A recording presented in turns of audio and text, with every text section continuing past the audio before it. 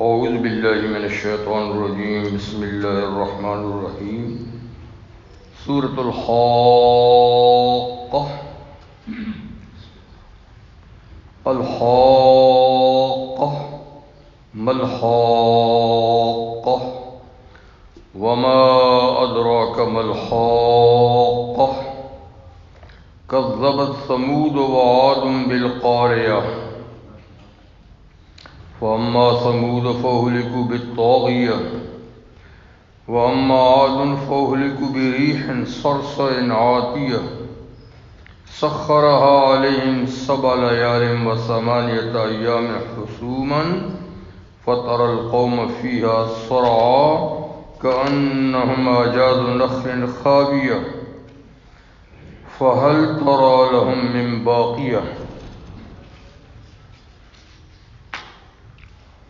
وجاء فرعون ومن قبله والمؤتفكات بالخاطئة فعصوا رسول ربهم فأخذهم أخذة رابية إنا لما طغى الماء حملناكم في الجارية لنجعلها لكم تذكرة وتعيها أذن واعية صدق الله العظيم۔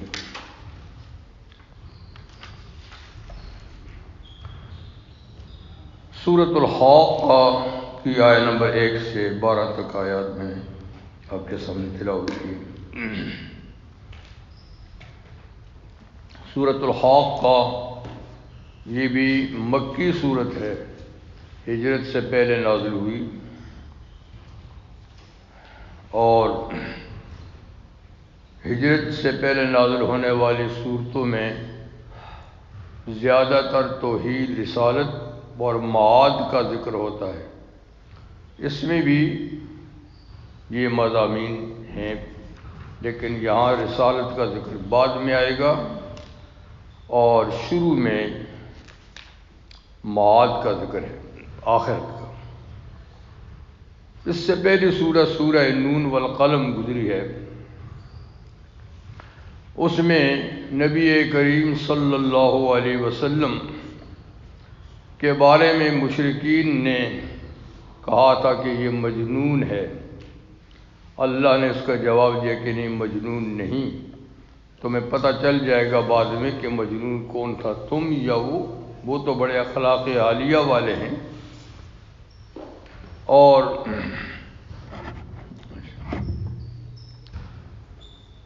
پھر نبی کریم صلی اللہ علیہ وسلم کے مخالفین کے بارے میں ذکر فرمایا کہ وہ تو اس قسم کے لوگ ہیں، اس کماش کے لوگ ہیں، ان کی اللہ تعالیٰ نے 8-10 ان کے اندر جو عیوب تھے وہ بیان فرمائے،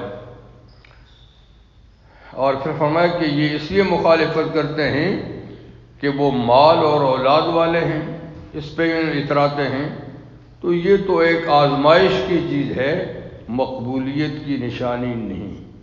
مال اولاد یہ آزمائش، امتحان ہے، کوئی مقبولیت کی نشانی نہیں۔ یہ دیتے بھی ہیں، ہم لے بھی لیتے ہیں۔ پھر باغ والوں کا قصہ آیا، اور پھر معاد کا ذکر وہاں بھی ہوا، آخرت کا، اور آخر میں نبی کریم علیہ السلام کو تسلی دی کہ آپ مچھلی والے پیغمبر کی طرح کہیں بے صبری کا مظاہرہ مت کریں اور استقامت کے ساتھ کام کریں۔ اس صورت میں شروع میں معاد کا ذکر ہے، اور یہ بتایا جا رہا ہے کہ قیامت کے بڑے حادثے سے پہلے ہم دنیا میں اس سے کم درجے کے حوادثات بھی لاتے ہیں، اور مجرموں کو آخرت کی سزا سے پہلے سزا دیتے ہیں، پہلے بھی سزا دیتے ہیں۔ تو یہ کوئی نہیں سمجھے کہ دنیا میں کبھی سزا نہیں ملے گی، آخرت ہی میں ملے گی، یقیناً دائمی اور مستقل سزا تو آخرت میں ملے گی، لیکن اس سے پہلے دنیا کے اندر بھی 2 طرح کی سزائیں ہم دیتے ہیں۔ ایک وہ جو دنیا کی زندگی اور عیش و عشرت کو وہ ختم کر دیتی ہے بالکل۔ ایک وہ جو وقتی طور پہ سزا ہوتی ہے پھر اس کو ہم ٹلا بھی دیتے ہیں، تو جو وقتی طور پہ سزا ہوتی ہے پھر اس کے بعد وہ ٹل جاتی ہے، تو فرمایا کہ وہ سزا ایسی ہے کہ وہ عبرت کے لیے ہے، اس کو آپ تاکہ دوسرے لوگ جو ہیں اس سے سبق حاصل کریں، یا وہی لوگ سزا یافتہ سزا پانے کے بعد ٹھیک ہو جائیں۔ کچھ ایسے ہوتے ہیں کہ ان کو ہم دنیا میں ایک مستقل ہی سزا دے دیتے ہیں، ختم کر دیتے ہیں، تو ان کے لیے تو وہ عبرت نہیں ہے، وہ تو سزا ہے، لیکن تاکہ آنے والی نسلیں ان کے واقعات سے سبق حاصل کریں، تو یہ قیامت سے پہلے ہوگا۔ لیکن جب قیامت قائم ہوگی تو اس کے بعد جزا و سزا کا ایک مستقل نظام ہوگا جو کبھی ختم نہ ہوگا۔ سزا جو ہوگی وہ بھی دائمی اور جو جزا ہوگی وہ بھی دائمی۔ تو سورہ کا نام ہے الحاقہ، یہ لفظ حق سے بنا ہے، اور پہلی آیت سے یہ سورت کا نام لیا گیا الحاقہ۔ حق کہتے ہیں ثابت شدہ اور طے شدہ چیز کو۔ اللہ تعالیٰ کے ناموں میں سے بھی ایک نام ہے حق، هو الحق المبین۔ اللہ کی ذات ہی ثابت شدہ ذات ہے، اور باقی ساری ذوات عارضی اور یعنی غیر مستقل ہیں، اللہ کی ذات ہی مستقل ہے۔ تو حاقہ کا معنی کیا ہے؟ یعنی ثابت ہونے والی۔ جس چیز کو تم کہتے ہو نہیں ہوگی، تم کہتے ہو لا حساب ولا قیامہ، قیامت بھی نہیں، بعث بھی نہیں، حساب بھی نہیں، فرمایا نہیں، وہ تو حاقہ ہے، وہ تو ایک طے شدہ چیز ہے، ثابت شدہ چیز ہے، وہ تو لازمی آ کے رہے گی۔ یہاں قیامت کو اور نام بھی آ گیا، اللہ نے ذکر کی، دوسرا نام ہے قاریہ، کھٹکھٹانے والی، یعنی جب وہ آئے گی تو ہر چیز کھڑکھڑا کر ٹکڑے ٹکڑے ہو جائے گی اور ساری چیزیں درم برم ہو جائیں گی۔ اور اس کے علاوہ پھر اور نام بھی، تو قیامت کے کئی نام ہیں، جتنے حالات پیش آئیں گے اتنے ہی اس کے نام بھی ہیں۔ تو یہاں بہرحال الحاقہ ہے۔ اس کو اللہ تعالیٰ نے 3 دفعہ ذکر کیا لفظ کو، الحاقہ، ملحاقہ، وما ادراک ملحاقہ۔ یہ اہتمام کے لیے سوالیہ انداز میں کہ ثابت ہونے والی، پھر اب پوچھتے ہیں کیا ہے ثابت ہونے والی، کیا ہے ثابت ہونے والی، تاکہ اور زیادہ اہتمام ہو جائے۔ پھر فرماتے ہیں وما ادراک ما الحاقہ، آپ کو کس نے بتایا کہ کیا ہے ثابت ہونے والی، یعنی اس کی اہمیت ذکر کرنے کے لیے پہلے نام لیا، پھر ایک سوال، پھر بتایا کہ آپ کو تو پتہ ہی نہیں، آپ کو تو اس کی حقیقت کا پتہ ہی نہیں، وہ اتنی دہشتناک خوفناک چیز ہے کہ آپ کو تو اس کا پتہ ہی نہیں، وہ تو آئے گی تو پتہ چلے گا، کہنے کی بات نہیں ہے۔ تو بعض چیزیں ہیں جو انسانی سمجھ سے بہت بالا تر ہوتی ہیں، اس کی حقیقت انسان نہیں سمجھ سکتا، ظاہر بات ہے ہم کیا اور ہماری سمجھیں کیا ہیں، اس لیے یہ ایسے بعض حقائق ہیں جو کہنے سے نہیں، یہ تو جب آئیں گے، جب اوپر سر پہ آئیں گی بات، تب پتہ چلے کہ کس کی حقیقت کیا ہے۔ تو دیکھیں نا، قرآن حکیم نے قیامت کے بارے میں کتنا زور دیا ہے۔ مکی صورت تو کوئی خالی ہی نہیں اس سے کہ جس میں قیامت کا ذکر نہ ہو، اور بعض صورتوں میں تو اس کی بڑی تفصیل، جیسے کہ آگے چل کے آخری سپارے میں سورہ نبا ہے، غاشیہ ہے، سورہ القاریہ ہے، جی تو یہ ایسی صورتیں ہیں کہ جن میں بڑی تفصیل کے ساتھ، سورہ زلزال ہے، تفصیل سے اللہ تعالیٰ نے اس کا ذکر کیا کہ ایسا اور ایسا اور ایسا ہو جائے گا، لیکن اس کے باوجود جب تک چیز آتی نہیں ہے تو آدمی اس وقت تو اس سے پوری طریقے سے باخبر نہیں ہوتا۔ ہم ایک چھوٹا سا زلزلہ ہوتا ہے تو جب سر پہ آتا ہے تو دنیا کیسی کانپ جاتی ہے، درب برب ہو جاتا ہے، ہوش و حواس اڑ جاتے ہیں۔ چھوٹا سا زلزلہ، اور قیامت کا زلزلہ تو ایسا ہوگا کہ پوری کائنات کو الٹ پلٹ کر کے رکھ دے گا، پہاڑوں کو اڑا دے گا، آسمان پیس پیس ہو جائیں گے، زمین ہموار ہو جائے گی، اور یہ دریا جو ہیں یہ بھاپ بن کے اڑ جائیں گے۔ تو اتنا بڑا حادثہ ہوگا، ظاہر بات ہے کہ وہ جب تک آئے گا نہیں تو اس کی حقیقت کا کیسے پتہ چلے گا۔ اس لیے اللہ فرماتے کہ تم اس کو معمولی چیز سمجھتے ہو، یہ تو ثابت شدہ چیز ہے، ایسا ہو کے رہے گا۔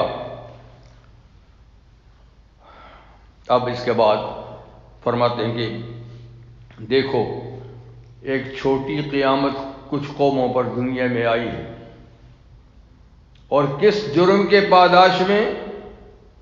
کہ انہوں نے ہمارے نبی کو جھٹلایا، ہمارے پیغام کو جھٹلایا، ہمارے بندوں کو ستایا، زمین میں غرور اور تکبر کیا، فساد مچایا، جی تو ہم نے ان پہ اس قیامت سے پہلے قیامت ڈھائی۔ تم نے دیکھا نہیں ہے لیکن تاریخ میں پڑھو، یا جن قوموں کے کھنڈرات موجود ہیں ذرا جا کر دیکھو، ان کی ٹوٹی پھوٹی بستیاں جا کر دیکھ لو تو ان پہ کیسی قیامت آئی۔ تو اللہ تعالیٰ چند قوموں کا ذکر کرتے ہیں مختصر۔ کذبت ثمود وعاد بالقاریہ، لیکن یہاں جن قوموں کا ذکر ہے وہ تاریخی ترتیب سے نہیں ہے کہ پہلے یہ پھر یہ پھر یہ نہیں، بلکہ تاریخ الٹی تاریخ سے ذکر کیا ہے، یعنی عذاب کی کیفیت کے لحاظ سے نام لیے ہیں قوموں کے، تاریخی تسلسل کے ساتھ نہیں، کیونکہ تاریخی تسلسل سے اگر لیا جائے تو پہلے کس قوم پہ عذاب آیا؟ نوح علیہ السلام، لیکن یہاں اس کا ذکر سب سے آخر میں کرتے ہیں اللہ تعالیٰ، جی۔ پھر اسی طریقے سے اس کے بعد قوم عاد پہ آیا، یہاں عاد کا ذکر دوسرے نمبر پہ ہے۔ اس کے بعد سمود پہ آیا، سمود کا سب سے پہلے اللہ نے ذکر کیا۔ ان کے بعد قوم لوط پہ آیا، جی، اور لوط کا آخر میں ذکر کیا، اور پھر آگے یعنی اس کے بعد فرعون کا کیا۔ فرعون تو اس کی ترتیب نہیں ہے، اس لیے کہ قرآن کوئی تاریخی کتاب تو نہیں کہ تسلسل سے پہلے یہ ہوا پھر یہ ہوا پھر یہ ہوا، تو نہ تو واقعات میں ترتیب مقصود ہے اور نہ ہی تفصیل مقصود ہے۔ اتنا سا واقعہ اللہ ذکر کرتے ہیں جتنا عبرت کے لیے سبق کے لیے کافی ہے، اور ترتیب کیفیت کے لحاظ سے ہے۔ اب یہاں پر قوم سمود کا پہلے ذکر ہے، جبکہ یہ دوسرے نمبر کی قوم ہے، یعنی قوم نوح کے بعد کوئی 2500 سال کے بعد قوم عاد کو عروج اور ترقی ہوئی، پھر ان پہ عذاب آیا، وہ مٹ گئی، تو پھر 200 سال کے بعد قوم سمود کا دور آیا اور ان کو بڑا عروج حاصل ہوا، انہوں نے پھر وہی روش اختیار کی، وہی طریقے، وہ مٹ گئیں۔ اس طریقے سے فاصلہ ہے، تو یہاں پہلے سمود کا ذکر ہے، لیکن سمود اور عاد یہ دو قومیں، ان کا سلسلہ نسب اوپر سے ایک آ رہا ہے۔ عاد یہ سام بن نوح کی اولاد میں ان کے پوتے ہیں، پوتے یا پر پوتے ہیں۔ حضرت نوح علیہ السلام کے بیٹا سام جو ہے، یہ عاد جو ہے یہ آدمی کا نام ہے، تو یہ اس کا پرپوتا ہے، اسی سے اس قوم کا نام قوم عاد ہوا۔ اور عاد پھر بیٹا آگے ارم کا، یعنی تو آگے دوسری صورت میں عاد ارم کا ہے، اسی ارم کی اولاد میں پھر آگے قوم عاد کے بعد ان کے بقایا جات کہیں کوئی بچا، اسی سے قوم سمود آئی، تو وہ بھی اصل میں عاد ہے، عاد ارم ہے وہ بھی، لیکن چونکہ وہ بہت بعد میں آئے تو ان کی نسبت سمود کی طرف ہے جو ان کا بابا ہے، لیکن اوپر سے بابائے قوم عاد ہے، اسی لیے قوم عاد کو عاد اولا کہتے ہیں اور قوم سمود کو عاد ثانیہ بھی کہتے ہیں، لیکن ہیں دونوں عاد ارم۔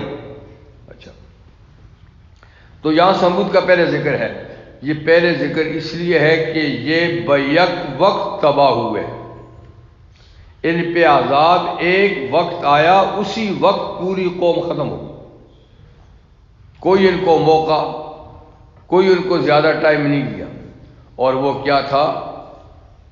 زمین سے زلزلہ آیا، اوپر سے فرشتے نے چیخ لگائی، جبریل امین نے خوفناک آواز جس سے دل جگر پھٹے ان کے، نیچے سے زمین ہلی اور ایک دم پوری قوم ختم ہو گئی، اس لحاظ سے کہ ایک وقت ہی یہ قوم ساری تباہ ہو، ان کا ذکر پہلے کر دیا۔ دوسرے نمبر پہ عاد، کذبت سمود و عاد، سمود نے بھی تکذیب کی، عاد نے بھی تکذیب کی، کس چیز کی؟ القاریہ، قاریہ یعنی قیامت کی، قاریہ بھی قیامت کا نام ہے، سورہ قاریہ بھی نام، القاریہ ما القاریہ جی۔ تو قاریہ جو قیامت ہے، ان دونوں قوموں نے اس کا انکار کیا، اس کی پاداش میں ہم نے یہیں قیامت گرا دی ان پر۔ سمود ایک دم ہی ختم ہو گئے، اور عاد ان کو 8 دنوں میں تباہ کیا، ان پہ جو عذاب آیا وہ 7 راتیں اور 8 دن مسلسل عذاب آتا رہا، اور 8ویں دن ان کا پھر خاتمہ ہوا، ٹھیک؟ تو وہاں عذاب دیر تک رہا، یہاں ایک دم آیا اور ختم ہو گیا۔ کیسے آیا؟ فَأَمَّا سَمُودُ فَأُهْلِكُوا بِالطَّاغِيَةِ، لیکن جو قوم سمود ہے وہ ہلاک کیے گئے طاغیہ سے۔ طاغیہ یہ طغا کا معنی ہوتا ہے اصل میں سرکشی، بغاوت، لیکن اس کا معنی ہے وہی فرشتے کی چیخ، زمین کا زلزلہ۔ تو زمین کا زلزلہ، فرشتے کی آواز بیک وقت آئی اور یہ بیک ختم ہو گئے، اسی کا نام ہے طاغیہ۔ لیکن وہ اما عاد، لیکن جو قوم عاد تھی، فَأُهْلِكُوا بِرِيحٍ صَرْصَرٍ عَاتِيَةٍ، وہ ہلاک کیے گئے تیز اور تند ہوا چلا کر۔ ریح ہوا، سرسر، بادی سرسر کہتے ہیں، تیز اور تند ہوا، جھکڑ۔ عاتیہ یعنی جو بہت اونچی یا بہت اونچی، بہت تباہ کن ہوا تھی، عام ہواؤں کی طرح نہیں تھی، وہ خالص عذاب تھا خدا کا، اس کی شکل ہی الگ تھی، اس کا چلنا ہی الگ تھا۔ تو وہ عام طور پہ بھی تیز تند ہوائیں چلتی ہیں، لیکن یہ تو عاتیہ بہت ہی زبردست، بہت ہی بلند، اونچی اور خوفناک ہوا تھی، جس نے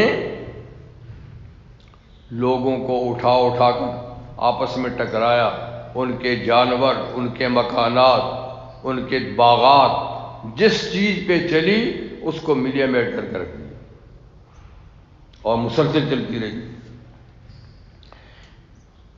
سخر علیہم، اللہ نے لگائے رکھا اس ہوا کو، 7 لیال ان عالم، ان پر، اس قوم پر، 7 لیال 7 راتیں، و 8 ایام اور 8 دن مسلسل ہوا چلائی، خصوماً جو جڑ سے کاٹنے والی ہوا تھی، جو بالکل ختم کرنے والی ہوا تھی، نام و نشان مٹانے والی ہوا تھی۔ فَتَرَى الْقَوْمَ فِيهَا صَرْعَىٰ، آپ دیکھیں گے اس قوم کے لوگوں کو اس میں، اس عذاب میں، صَرْعَىٰ گرے پڑے، میدانوں میں، زمینوں میں گرے پڑے، كَأَنَّهُمْ أَعْجَازُ نَخْلٍ خَاوِيَةٍ، ایسے لگتے تھے جیسے کہ وہ اکھڑی ہوئی کھجوروں کے تنے ہیں۔ جی خاویہ کہتے ہیں اکھڑا ہوا، جڑوں سے اکھڑا ہوا جی. اور نخل کھجور کے درخت، اور آجاز کا معنی ان کے تنے، ان کے بڑے بڑے تنے. تو کھجور بڑی لمبی لمبی بھی ہوتی ہے نا. تو یہ بڑے لمبے تڑنگے لوگ تھے قوم عاد. ان کے بارے میں اللہ نے فرمایا کہ التی لم یخلق مثلها فی البلاد، ہم نے دنیا میں ایسے لوگ پیدا نہیں کیے. یعنی یہ ایک عجیب و غریب لوگ تھے. اللہ نے ان کو طاقت اور ان کو قد و قامت کی لمبائی اتنی دی تھی کہ ایسی کوئی قوم دوسری پیدا نہیں ہوئی. کہتے ہیں کہ ان کا لمبا آدمی 120 ہاتھ لمبا ہوتا تھا. 120 ہاتھ ان کے ہاتھ، میرے ہاتھ نہیں. 120 ہاتھ لمبا، اور جو ٹھگنا ہوتا تھا وہ 60 ہاتھ. تو پھر بتائیے یہ جب یہ گریں گے 60 120 ہاتھ کے گریں گے تو تنے نہیں ہوں گے کھجور کے؟ اتنا تو لمبے کھجور کے تنے بھی نہیں ہوتے. تو یعنی یہ پھر جب پڑے تھے نا مرے ہوئے لاشیں ان کی، تو ایسا لگتا ہے جیسے کہ کھجور کے تنے جڑ سے اکھیڑ کے پھینکے ہوئے. تو ہوا اس طرح چلتی تھی کیونکہ وہ عذاب کی ہوا تھی نا، تو وہ صرف ان کو اٹھاتی تھی. جو کہیں کھڑا ہوتا اس کو ایسے اٹھاتی، اوپر لے جا کر پھر ایسا کر کے ان کے سروں کو ٹکراتی تھی آپس میں. سر ٹکرے اور لاش پڑ گئی ادھر، ایک کی لاش پڑ گئی ادھر. ان کے اونٹ، ان کے جانور، ہر چیز کو اس نے اٹھا کر ہوا نے 8 دن چلتی رہی ان کی اوپر. لیکن اللہ کی شان ہے کہ حضرت ہود، ان کے پیغمبر حضرت ہود علیہ السلام، جنہوں نے 400 سال ان کے اندر تبلیغ کی لیکن یہ نہیں مانے. صرف 4000 لوگ تقریباً لگ بھگ 4000 آدمیوں نے ایمان قبول کیا، باقی کسی نے نہیں کیا. تو وہ بھی اسی علاقے میں تھے. یہ قوم آباد تھی یمن سے لے کر آپ کے جارڈن تک کا یہ ایریا، یو ای کا ایریا نہیں ہے سارا اس وقت. تو یہ بڑا سرسبز و شاداب، یہاں نہریں ہوتی تھی، کنویں تھے، ان کے باغات تھے. بڑے کھاتے پیتے لوگ تھے، بڑی بڑی بلڈنگیں بناتے تھے. کہتے ہیں ان کی ایک بلڈنگ حضرت عثمان غنی کے زمانے تک اس کے کھنڈرات تھے. کتنے پہلے گزرے ہیں. عثمان غنی رضی اللہ عنہ کے زمانے تک قصر غمدان کے نام سے ٹوٹی پھوٹی ان کی بلڈنگ، جو 40 منزل تھی، 40 منزل اونچی، اور ہر منزل سے دوسری منزل تک 40 گز کا فاصلہ بھی ہے بیچ میں. پھر دوسری، پھر تیسری، پھر اتنی بڑی بڑی ہائرس بلڈنگ بناتے تھے. اور فضول اللہ فرماتے ہیں کہ تو ایسی بلڈنگ بناتے ہو جس میں بستا کوئی نہیں ہے. مونامنٹ بنا رہے ہیں، پہاڑوں پر میناریں بنا رہے ہیں، کیا کر رہے ہیں. تو دولت بے دریغ ملی تھی اور بے دریغ خرچ کی، فضول. لیکن کسی غریب کا کام نہیں کیا، کسی مسافر کا کام نہیں کیا. آس پاس کی قوموں کو ڈرائے رکھا. سب لوگ ان سے ڈرتے تھے. ایسے ویسے بھی یہ لمبے ترنگے سے طاقتور ڈرتے تھے. تو یہ کہتے تھے بس ہم ہی ہیں دنیا میں. ہود علیہ السلام کو ڈرایا کہ دیکھو نہ کرو، یہ غلط کام ہے. تکبر نہیں کرو، غرور نہیں کرو، اللہ کا احسان مانو، نہیں تو خدا یہ عذاب بھیجے گا اور یہ سب کو چھین لے گا. تو کہتے تھے من اشد منا قوہ. ہود کس سے ڈراتے ہو؟ ہم سے طاقتور کون ہے؟ ہم سے طاقتور کون ہے؟ تو ہود علیہ السلام نے فرمایا جس نے تمہیں طاقت دی ہے وہ تم سے زیادہ طاقتور ہے. جس نے تم کو پیدا کیا زیادہ طاقتور ہے، میں اس سے ڈراتا ہوں. لیکن وہ کہتے تھے نہیں. تو بہرحال پھر اللہ نے ان کو ختم کر دیا. فَهَلْ تَرَىٰ لَهُم مِّن بَاقِيَةٍ، کیا آپ دیکھتے ہیں ان کا کوئی باقی ماندہ آدمی؟ یعنی ایسا ہم نے ختم کیا کہ قوم کا نام و نشان مٹا دیا، کوئی ان میں باقی نہیں رہا. اب اس کے بعد اللہ تعالیٰ فرعون کا ذکر کرتے ہیں جو ان ساری قوموں سے سب سے آخر میں عذاب آیا. لیکن وہی ہے نا کہ ترتیب نہیں. وَجَاءَ فِرْعَوْنُ وَمَنْ قَبْلَهُ، اور پھر فرعون آیا موسیٰ علیہ السلام کے زمانے میں، اور وہ لوگ، وہ قومیں جو اس سے بھی پہلے گزری ہیں کچھ اور، وہ آئیں، والمتفقات، اور الٹی بستیوں والے یعنی قوم لوط، الٹی بستیوں والے کیا آئے، کیا لائے، بالخاطئہ، بڑی بڑی خطائیں، بڑے بڑے گناہ. یہ قومیں یعنی فرعون بھی کیا لایا، خاطئہ. خاطئہ خطیہ سے، خطیہ کا معنی گناہ، یعنی فرعون نے بھی بڑے بڑے گناہ کیے. اس سے پہلے کچھ قومیں گزری ہیں، ان میں ایک الٹی بستیوں والے بھی ہیں، قوم لوط علیہ السلام. یہ سب قومیں کیا لائیں، خاطیہ، خطا، گناہ. خطا کو بھی چھوٹے گناہ کو بھی کہتے ہیں، لیکن یہاں سے مراد ہے بڑے بڑے گناہ، یعنی کفر اور شرک جیسے گناہ. فَعَصَوْا رَسُولَ رَبِّهِمْ، جب یہ گناہ لے کر آئے، گناہ کرنے لگے، تو یعنی ان کی ہدایت کے لیے بھی رسول آئے. جیسے کہ موسیٰ علیہ السلام آئے فرعون کے پاس، لوط علیہ السلام آئے قوم لوط کے پاس، شعیب علیہ السلام آئے مدین والوں کے پاس، یا اس طرح باقی قوموں کے پاس. تو ان ساری قوموں نے فَعَصَوْا رَسُولَ رَبِّهِمْ، اپنے رب کے رسولوں کی نافرمانی کی، ان کی بات نہیں مانی، ان کی نافرمانی کی، مخالفت کی. پھر کیا ہوا، فَأَخَذَهُمْ أَخْذَةً رَّابِيَةً، پکڑ لیا ان کو ان کے رب نے بہت اونچا پکڑنا، معمولی پکڑنا نہیں، ایسا پکڑا کہ نام و نشان ہی ان کا مٹا دیا، نام و نشان ان کا مٹا دیا. اب سب سے پہلی قوم کا ذکر اب کرتے ہیں اللہ تعالیٰ، قوم لوط. دیکھو، اِنَّا لَمَّا طَغَى الْمَاءُ، بے شک ہم نے جب پانی کو جوش آیا، پانی چڑھا، یعنی طوفان لوط، حملناکم فی الجاریہ، تو ہم نے تمہیں اٹھایا تھا وہ بہنے والی کشتی میں. جاریہ کا معنی یہاں پر بہنے والی، جاری، یعنی اس سے مراد ہے کشتی نوح. تو نوح علیہ السلام کی کشتی میں ہم نے تمہیں بٹھایا اور اٹھایا. کب؟ جب ہمارے حکم سے مجرم قوم پر پانی چڑھ آیا، مجرم قوم پر پانی چڑھ آیا تو ہم نے تمہیں سوار کیا، اٹھایا. فی الجاریہ مطلب کہ وہ بھی ایک قوم تھی، ان کو بھی ٹائم دیا، انہوں نے بھی اپنے وقت کے رسول نوح علیہ السلام کی تکذیب کی، ان کو پانی میں ڈبو دیا. لیکن اے موجودہ لوگوں، تم کو ہم نے اس کشتی میں بٹھایا.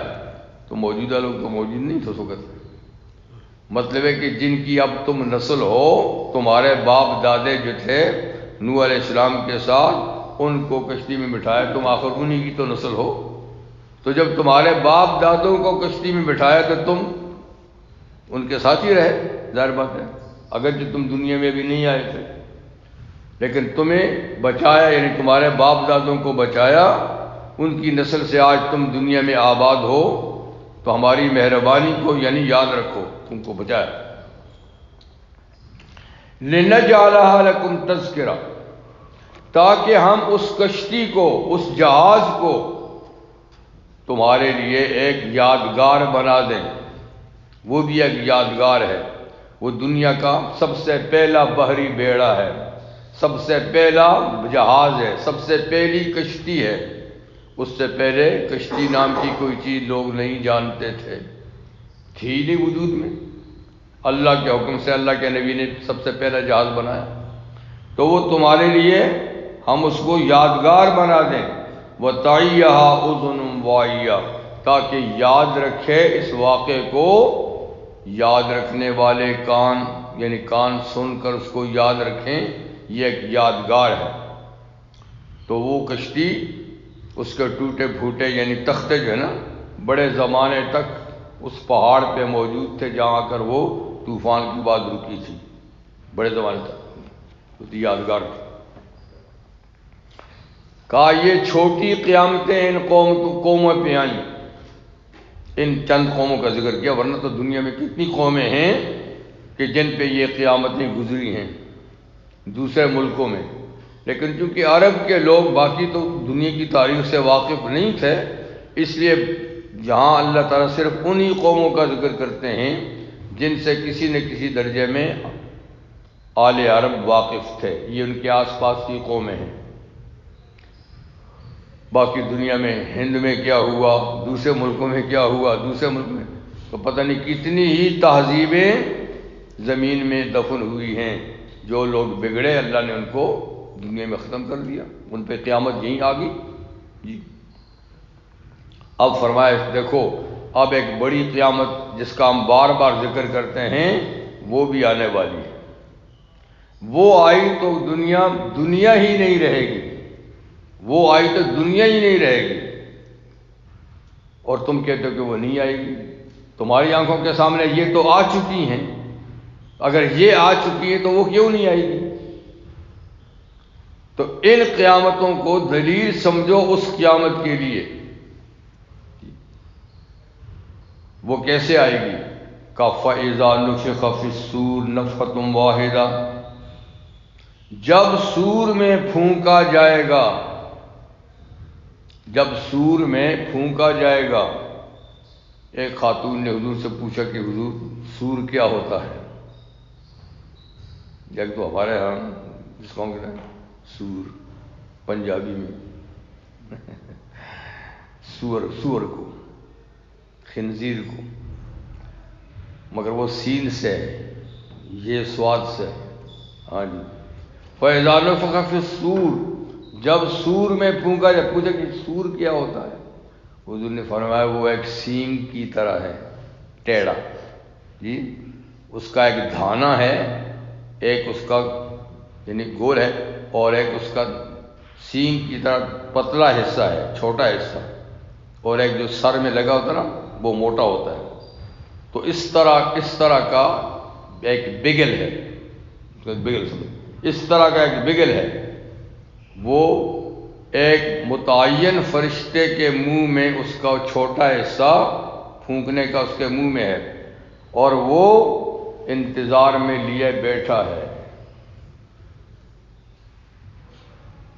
ابن عربی رحمہ اللہ ایک بہت بڑے شیخ گزرے ہیں، صاحب کشف، یہ بات کشف کی ہے، قرآن یا حدیث میں لکھی ہوئی نہیں ہے، کشف کی ہے۔ وہ کہتے ہیں کہ سور کا جو بڑا دھانا ہے، بڑا، یہ ساری کائنات اس کے منہ میں رکھی ہوئی ہے۔ اتنا بڑا دھانا ہے کہ ساری کائنات اس کے منہ میں رکھی ہوئی ہے۔ ادھر سے پتلا ہے فرشتے کے منہ میں، آگے اتنا بڑا ہے کہ سب دنیا اس کے اندر ہے۔ وہ جب پھونک مارے گا تو سب ہی اٹھ جائے گا، سب اٹھ جائے گا۔ اللہ بہتر جانتا ہے مارا۔ سورہ یاسین میں بھی دیا نا، نفخ فی الصور فاذا ہم، اور جگہ بھی ہے، اور جگہ بھی ہے، سور کا ذکر تو کئی جگہ ہے نا۔ تو سور پھونکا جائے گا، لیکن سور 2 دفعہ پھونکا جائے گا، نفخۃ واحدہ، کہ نہیں، ایک دفعہ جب پھونکا جائے گا تو کائنات ختم ہو جائے گی، دوبارہ پھر جب 40 سال کے بعد پھونکا جائے گا تو پھر نئے سرے سے کائنات وجود میں آئے گی، دوسری دنیا ہوگی، دوسرا آسمان، دوسری زمین، اور سارے انسان جو وہ زندہ ہو جائیں گے۔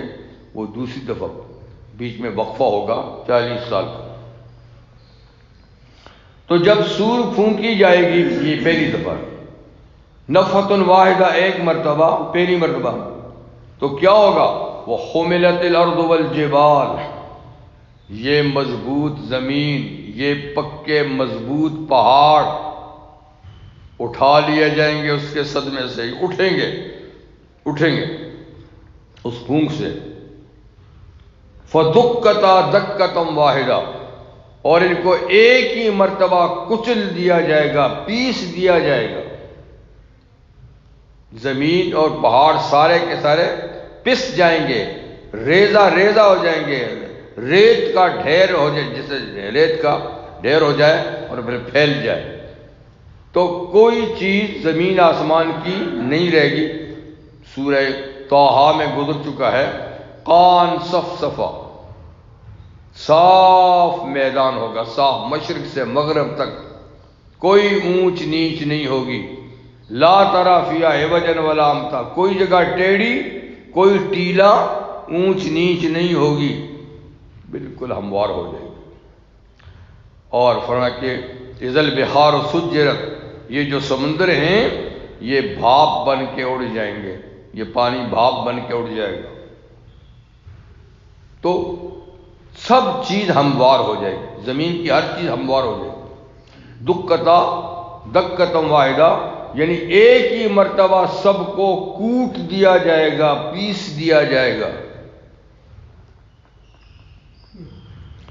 فَيَوْمَئِذٍ وَقَعَتِ الْوَاقِعَةُ، اس دن پھر وہ واقعہ ہونے والی واقعہ ہو جائے گی۔ واقعہ بھی قیامت کا نام ہے۔ اس دن جب سور پھونکا جائے گا تو واقعہ ہونے والی یعنی قیامت وہ واقعہ ہو جائے گی۔ یہ قیامت ہے، یہ قیامت ہے۔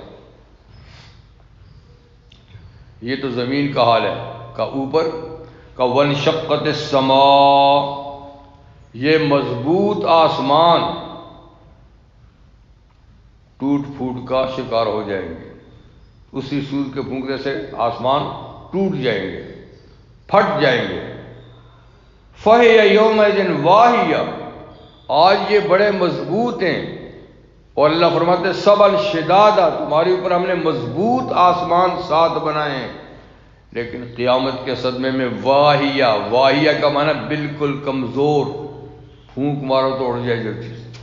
تو یہ مضبوط آسمان اس پھونک کے صدمے سے واہیہ ٹوٹ کر ریزہ ریزہ ہو جائیں گے، یہ بھی کمزور ہو جائیں گے، ان کی یہ مضبوطی نہیں رہے گی۔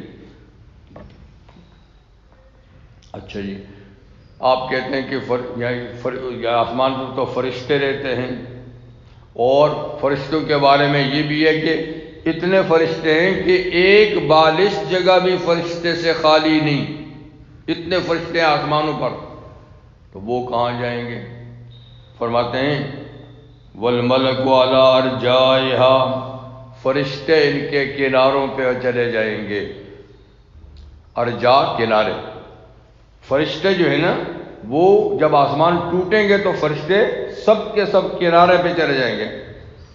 اللہ تعالیٰ رکھنے والے کناروں پہ ان کو جگہ دے دیں گے، کچھ جگہ ہوگی جہاں ان کو لے جائیں گے، لیکن آسمان جب ٹوٹے فرشتے سب کناروں پہ چلے جائیں گے۔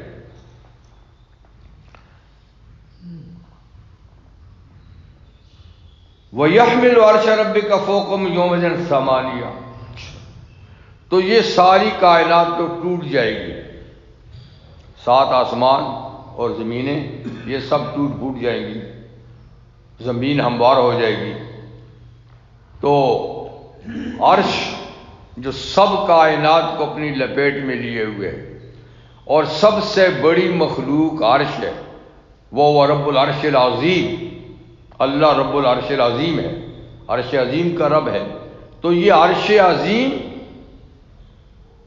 ظاہر بات وہ تو نہیں ٹوٹے گا نا، عرش تو رہے گا، وہ تو اللہ تعالیٰ کا عرش ہے۔ تو فرمایا کہ وَيَحْمِلُ عَرْشَ رَبِّكَ فَوْقَهُمْ يَوْمَئِذٍ ثَمَانِيَةٌ، اور تیرے رب کا جو عرش ہے اس کو اپنے اوپر اٹھائیں گے اس دن، یعنی جب قیامت ہوگی اس دن 8 فرشتے اس کو اٹھائیں گے۔ تو حدیث میں کہ اب 4 فرشتوں نے اٹھایا ہوا ہے، لیکن جب قیامت کا دن آئے گا تو 4 کے بس کی بات نہیں ہوگی، پھر 4 اور ساتھ ملیں گے 8۔ تو یہاں فرشتوں کا نام تو نہیں ہے کہ فرشتے، اس لیے اللہ بہتر جانتے کہ وہ 8 کون ہیں جو اٹھائیں گے۔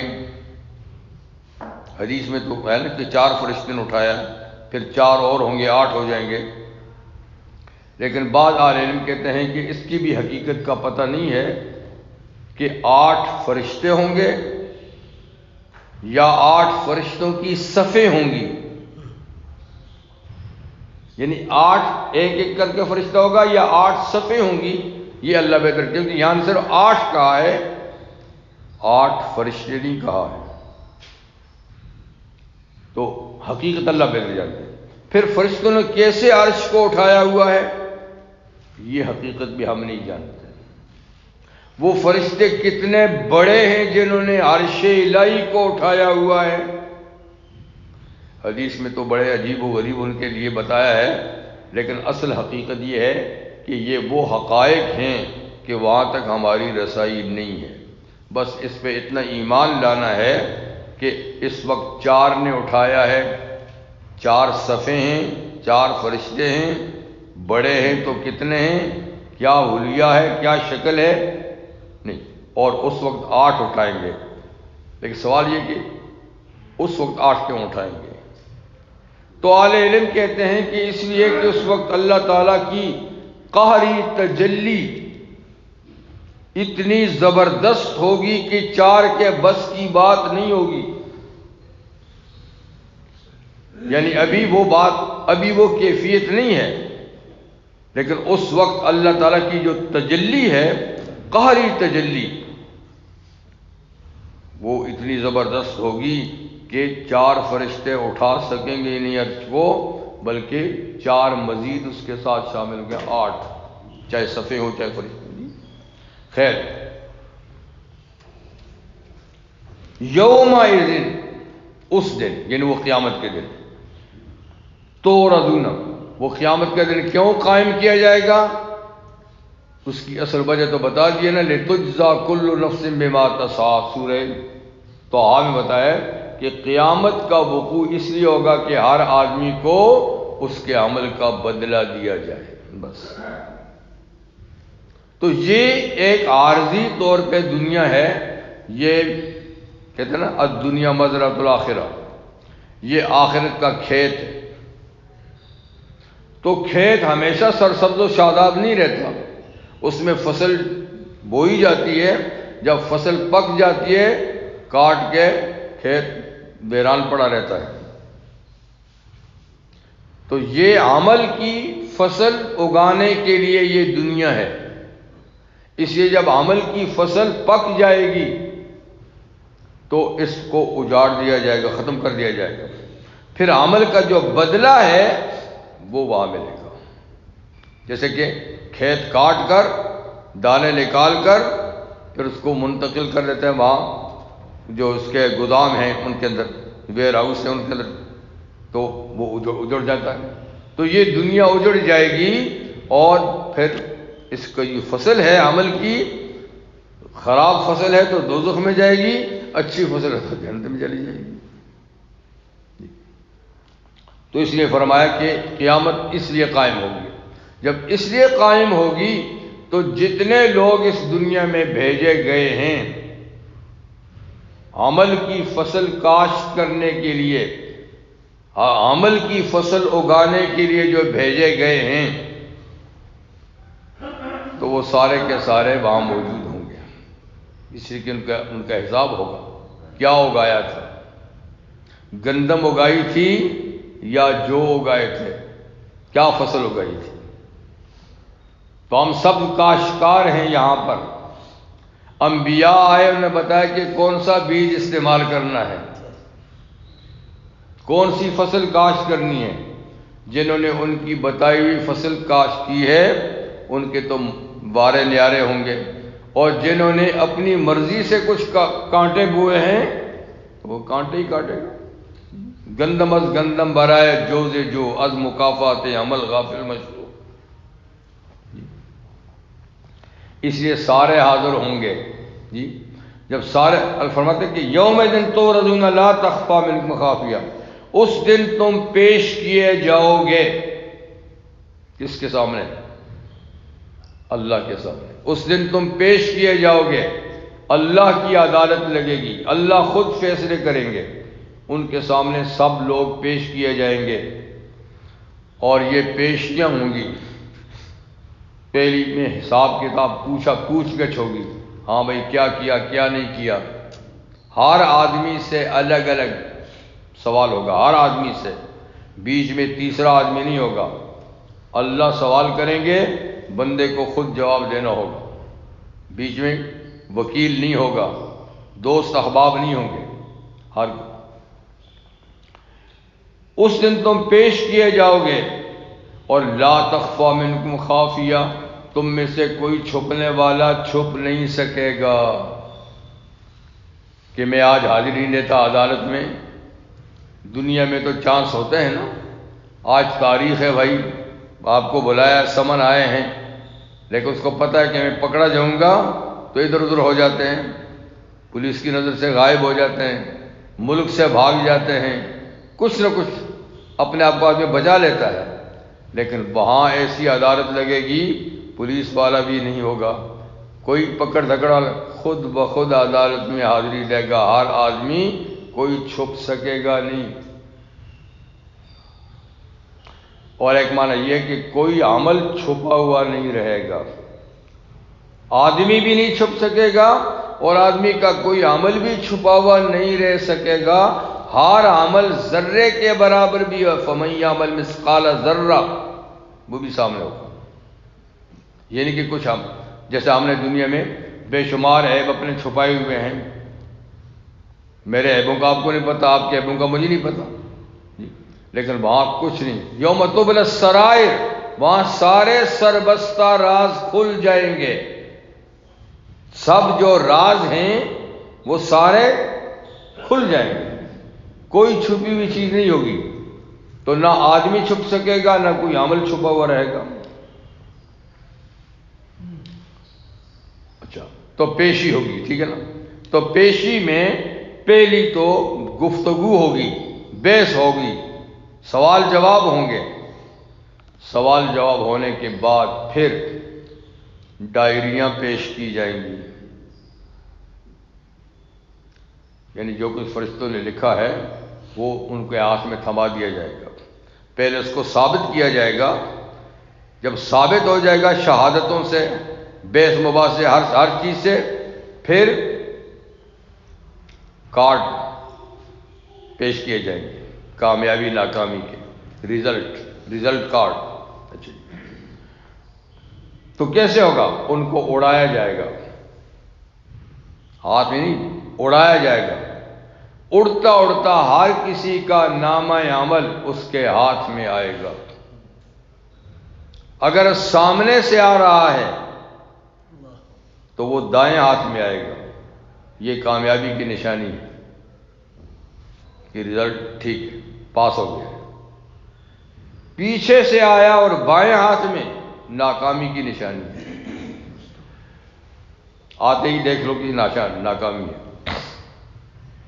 تو فَأَمَّا مَنْ أُوتِیَ الْکِتَابَ بِیَمِینِهِ، وہ لوگ جن کو ان کا دائیں ہاتھ میں نامہ عمل تھما دیا گیا، پکڑا دیا گیا، دے دیا گیا، وہ آتے ہی پکڑتے ہی خوشیاں منائے گا اور خوشی کے مارے اپنے دوست احباب سب کو کہے گا، فَیقول، کہے گا، ہاؤ اقرؤوا کتابیہ، لو میری کتاب پڑھ لو، لو میرا رزلٹ پڑھ لو، میرا جی، خوشی سے کہے گا، اس لیے کہ یہ ہے ہی کامیابی کی نشانی۔ اچھا، وہ کہے گا، انی ظننت انی ملاق حسابیہ، یہ اس لیے ہے کہ میں نے یقین کیا تھا دنیا میں کہ میں اپنے اس حساب سے ملنے والا ہوں، میرا حساب ہونے والا ہے، تو میں نے تیاری بھی کی تھی، مجھے اس دن کا یقین تھا کہ اس حساب کے دن سے میں ملنے والا ہوں، یہ دن آنے والا ہے، سو میں نے اس کی تیاری کی تھی، بحمد اللہ میں تیاری کر کے آیا تھا، اس لیے کارڈ میں کامیابی ہے، دائیں ہاتھ میں ملا ہے، بس مجھے اس دن کا یقین تھا، انکار نہیں کیا میں نے۔ فَهُوَ فِي عِیشَةٍ رَاضِیَةٍ، اللہ فرماتے ہیں کہ یہ آدمی پسندیدہ زندگی میں ہوگا، من پسند زندگی میں ہوگا، کیونکہ جنت میں جائے گا، اور یہ اس کے ہاتھ میں جو نامہ عمل ہے یہ ویزا ہے جنت کا، دوسرے لفظ میں کہیں یہ ٹکٹ ہے جنت کی، تیسرے لفظ میں کہوں یہ پاسپورٹ ہے جنت کا جو اس کے ہاتھ میں آیا ہے، ٹھیک ہے نا؟ کیونکہ ان چیزوں کے بغیر آدمی دوسری کنٹری میں نہیں جا سکتا، ویزا ہے، پاسپورٹ ہے، ٹکٹ ہے، تو یہ سب کچھ ہے، تو اس لیے وہ اب پسندیدہ زندگی میں ہوگا، کیونکہ وہ جنت میں جائے گا، من پسند زندگی۔ فی جنت عالیہ، بلند و بالا جنتوں میں ہوگا، بلند و بالا اونچے اونچے باغات میں ہوگا، اس لیے کہ جنتیں ساتوں آسمانوں سے اوپر ہیں، اور 8 لیول ہیں، 100 درجات ہیں، اور ہر جنت کا لیول ایک سے دوسری تک، جیسے زمین سے آسمان تک، سب سے اوپر جنت الفردوس۔ تو ان بلند و بالا باغات کے اندر وہ جائے گا، بسیرا کرے گا، یعنی وہاں داخلہ ہوگا، وہاں اس کا باغ ہوگا۔ قطوف و آدانیہ، اللہ فرماتے ہیں اس کے پھل جھکے ہوئے ہوں گے، اس کے باغات جو جنت میں باغات ہیں ان کے پھل شاخیں جھکی ہوئی ہوں گی، بیٹھا ہے تو کھڑے ہونے کی ضرورت نہیں ہوگی، خود جھک کے جتنا اس کا ہاتھ قریب ہے، ہاتھ کے قریب آئے گا پھل، کھڑے ہونے کی ضرورت نہیں، چل کے جانے کی ضرورت نہیں، درخت پہ چڑھنے کی ضرورت نہیں، سیڑھی لگا کے چڑھنے کی، رسے باندھ کے چڑھنے کی، جیسے دنیا میں ہوتا ہے۔ تو کوئی کلفت نہیں ہے، کوئی تکلیف، جہاں جیسا لیٹا ہے تو وہاں پھل آ گیا، بیٹھا تو وہاں آ گیا، کھڑا ہے تو وہاں آ گیا۔ قطوف و دانیہ، اس قطوف یعنی اس کے پھل جو دانیہ جھکے ہوئے ہوں گے جہاں وہ ہوگا، اللہ کی طرف سے حکم ہوگا، کلو واشربو ہنیئا، کھاؤ اور پیو رچتا بچتا، ہضم ہوتا، ہنی کا معنی خوب ہضم ہونے والا، میں بدہضمی کا ڈر نہیں ہے، جتنا کھاؤ کھاؤ، بدہضمی نہیں، کیا پیٹ بھر گیا ہے، اب مروڑ آ رہی ہے، اب تکلیف ہو رہی ہے، اب موشن ہو رہے ہیں، اب قبض ہو رہی ہے، کہتے ہیں کچھ بھی نہیں، جتنا چاہو کھاؤ، جتنا چاہو پیو، نہ پیشاب ہے نہ پاخانہ ہے، خوب کھاؤ، اور ایک خوشبودار ڈکار آئے گی تو سب ہضم ہو جائے گا، بس ڈکار آئے گی تو سب ہضم ہو جائے گا، خوب پیو، پسینہ آئے گا خوشبودار، نکل جائے گا، تو وہاں باتھ روم نہیں ہے جنت میں، تو کھانے پینے میں کوئی جتنا کھائے گا، ٹھیک نا، تو کسی قسم کی شکایت یہ نہیں، ہنیئن، ہضم ہوتا ہوا، خوشگوار، کیوں یہ نعمت کیسے ملی؟ بما اسلفتم فی الایام الخالیہ، ان نیک اعمال کے بدلے میں جو تم نے گزشتہ زمانے میں دنیا میں کیے تھے، یہ اس کا بدلہ ہے، بما اسلفتم، جو پہلے تم کر چکے ہو نیک اعمال، فی الایام الخالیہ، گزشتہ دنوں میں، یعنی دنیا کے دنوں میں، یہ تو نیک بخت لوگ ہیں جن کا دائیں ہاتھ میں نامہ عمل آئے گا۔ دوسرے وَأَمَّا مَنْ أُوتِیَ کتاب الشِّمَالِ، لیکن وہ جن کو نامہ عمل بائیں ہاتھ میں ملا، اور دوسری صورت میں کہ وہ پیٹھ کے پیچھے سے آ کر ملے گا، یہ سامنے سے آ کر ملے گا، یہ پیٹھ کے پیچھے، بائیں ہاتھ میں ملا،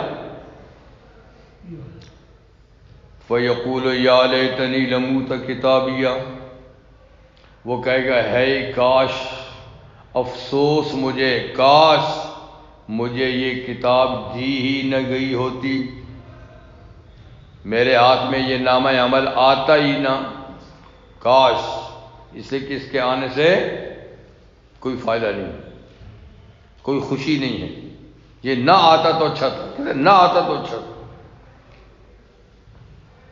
وَلَمْ أَدْرِ مَا حِسَابِیَہ، اور میں جانتا تک بھی نہیں کہ میرا کیا حساب ہے، مجھ سے حساب لیا ہی نہ گیا ہوتا، مجھے یہ نامہ عمل دیا ہی نہ گیا ہوتا، اس لیے کہ اس کے اندر کوئی خیر کی بات تو ہے نہیں۔